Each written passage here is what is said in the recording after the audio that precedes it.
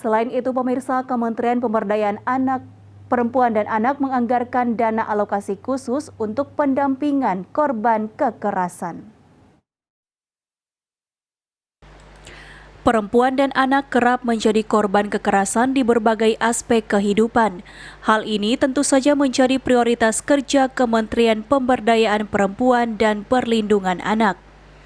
Terkait hal tersebut, pada kunjungan kerjanya ke Sulawesi Utara, Selasa siang, Menteri P3A Bintang Puspayoga menjelaskan bahwa tahun ini telah menganggarkan dana pendampingan untuk korban kekerasan. Pendampingan kasus ini, kebetulan di tahun 2021 ini, kita kan di Kementerian Pemberdayaan Perempuan dan Perlindungan Anak ini sudah menggelontorkan yang namanya dana alokasi khusus ya untuk pendampingan korban.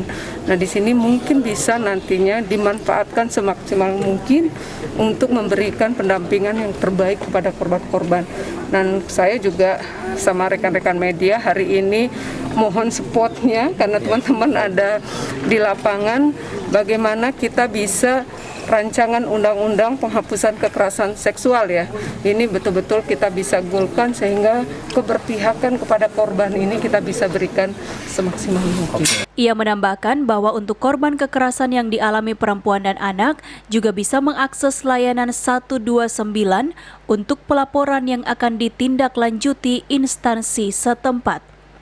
Queen Simato melaporkan untuk Kawanua TV.